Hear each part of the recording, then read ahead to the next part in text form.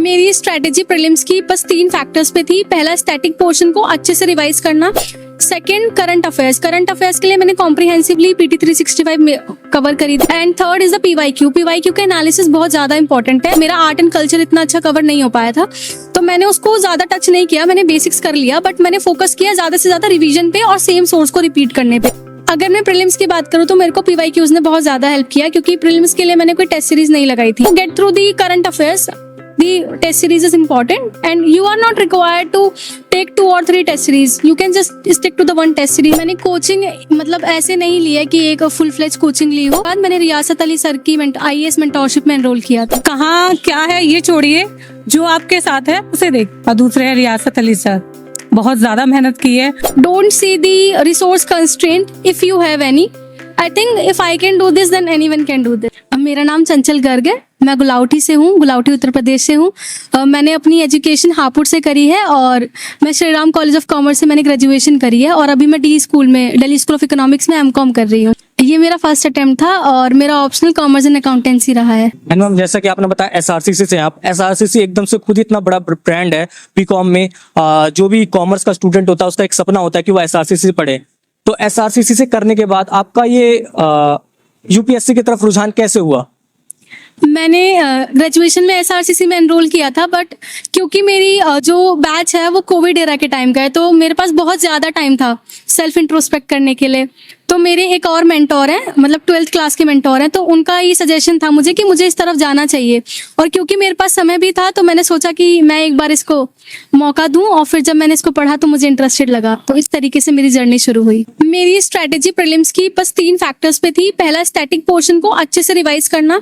At the end मैंने जितना cover किया था मैंने उतना रहने दिया, मतलब मेरा आर्ट एंड कल्चर इतना अच्छा कवर नहीं हो पाया था, तो मैंने उसको ज्यादा टच नहीं किया। मैंने बेसिक्स कर लिया, बट मैंने फोकस किया ज्यादा से ज्यादा रिवीजन पे और सेम सोर्स को रिपीट करने पे।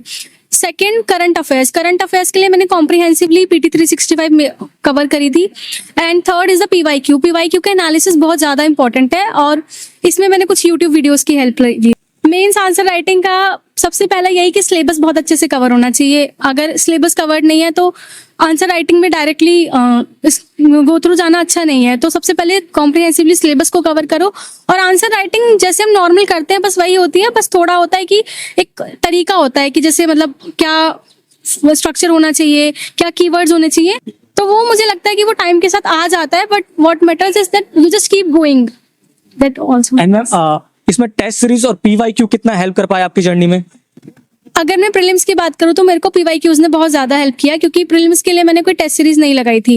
मतलब एक मैंने ओपन मॉक दिया था, बाकी मैंने विजन का टेस्ट खरीद के रखा था, बट मैंने ज्यादा नहीं किया था। तो I think PYQs is the main key for the prelims. For the mains I think PYQs again are the good thing, but to get through the current affairs the test series is important and you are not required to take 2 or 3 test series. You can just stick to the one test series and do it wholeheartedly. मैंने coaching मतलब ऐसे नहीं लिया कि एक full fledge coaching ली हो, but prelims clear करने के बाद मैंने रियासत अली सर की IAS मेंटोरशिप में एनरोल किया था। मैंने मैम पिछली वीडियो में भी कर रहा था मैं, तो रियासत अली का मैंने नाम बहुत सुना था। तो आप इस मेंटोरशिप के बारे में बता सकते हैं क्या होता है इस मेंटोरशिप में? और सबसे अच्छी बात जो मुझे इस मेंटोरशिप की लगती है कि ये एक बहुत ज्यादा पर्सनलाइज मेंटोरशिप है। मतलब बहुत सारे प्लेटफॉर्म्स हैं मेंटोरशिप के लिए, उनके पास बहुत सारे स्टूडेंट्स हैं, तो वो आपके ऊपर इतना फोकस नहीं कर पाते हैं।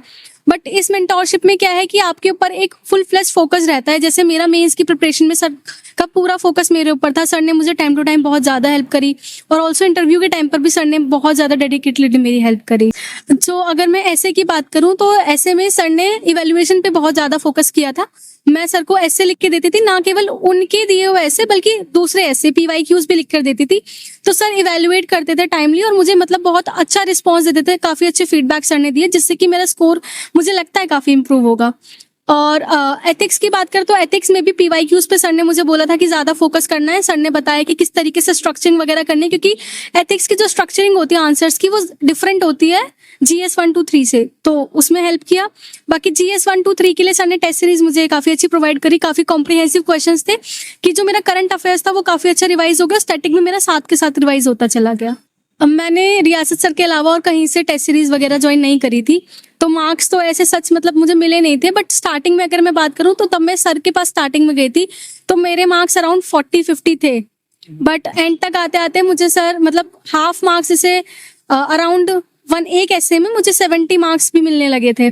पर्सनैलिटी डेवलपमेंट इस फील्ड में क्या मतलब सभी फील्ड में बहुत ज़्यादा इंपॉर्टेंट है। और रही बात की पर्सनैलिटी डेवलपमेंट पर्टिकुलरली फोकस करने की, तो आई डोंट थिंक कि उसकी ज़रूरत है, बिकॉज अगर आप सिलेबस को डीप हार्टेडली पढ़ते हैं तो आपकी पर्सनैलिटी खुद डेवलप हो जाती है, चाहे थॉट्स हो चाहे कुछ भी हो, वो खुद डेवलप होते हैं। तो आई डू नॉट थिंक कि मेंस क्लियर करने से पहले पर्सनैलिटी डेवलपमेंट पे इतना फोकस करना ज़रूरी है। बहुत अच्छा फील हो रहा है।